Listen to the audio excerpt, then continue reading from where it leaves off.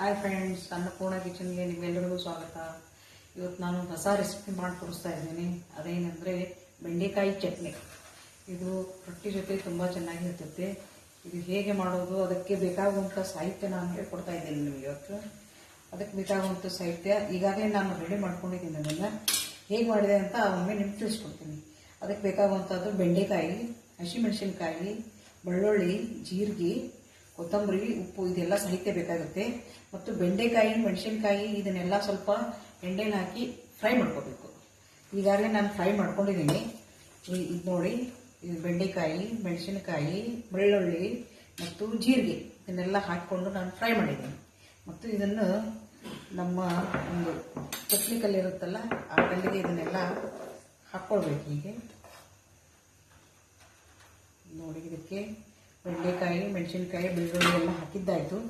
ಮತ್ತು ರುಚಿಗೆ ತಕ್ಕಷ್ಟು ಉಪ್ಪು, ಇಷ್ಟು ನಿಮ್ಗೆ ಎಷ್ಟು ಬೇಕೋ ಅಷ್ಟು ರುಚಿಗೆ ತಕ್ಕಷ್ಟು ಉಪ್ಪು ಹಾಕೋಬೇಕು ಅಂತ. ನನಗೆ ಸ್ವಲ್ಪ ಎಲ್ಲದರಲ್ಲೂ ಸಕ್ಕರೆ ಹಾಕಲು ಇಷ್ಟ, ಅದಕ್ಕಾಗಿ ಸ್ವಲ್ಪ ಸಕ್ಕರೆ ಹಾಕ್ತಾ ಇದ್ದೀನಿ. ನಿಮ್ಗೆ ಬೇಕಿದ್ರೆ ಹಾಕೋಬೋದು, ಇಲ್ಲಿದ್ದರೆ ಸ್ಕಿಪ್ ಮಾಡ್ಬೋದು.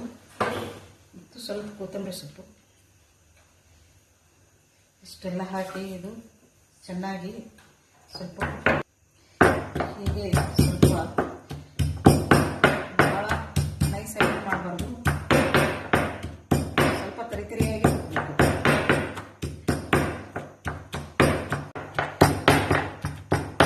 ಇದು ಈ ಥರ ಕುಟ್ಕೋಬೇಕು. ತುಂಬ ನೈಸಾಗಿ ಮಾಡಬಾರ್ದು, ಸ್ವಲ್ಪ ತರಿತರಿಯಾಗಿರಬೇಕು. ಆಮೇಲೆ ಇದು ಆದ ತಕ್ಷಣ ಮೇಲೆ ಸ್ವಲ್ಪ ಎಣ್ಣೆ ಹಾಕಬೇಕು. ಸ್ವಲ್ಪ ಒಂದು ಚಮಚದಷ್ಟು ಎಣ್ಣೆ ಹಾಕಿ ಚೆನ್ನಾಗಿ ಕಲಿಸ್ಬೇಕು. ಕಲಿಸಿ ಮತ್ತೆ ಒಂದು ಸಲ ಸುಮ್ಮನೆ ಹಾಗೆ ಸ್ವಲ್ಪ ಮಿಕ್ಸ್ ಮಾಡಬೇಕು. ಆಯಿತು, ಈಗ ಇದು ರೆಡಿ ಆಯಿತು.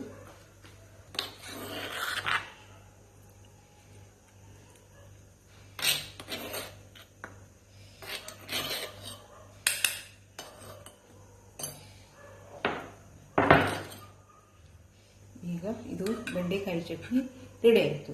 ಇದು ಬಿಸಿ ಬಿಸಿ ರೊಟ್ಟಿ ಜೊತೆ ತಿನ್ನೋಕ್ಕೆ ತುಂಬ ಚೆನ್ನಾಗಿರ್ತದೆ.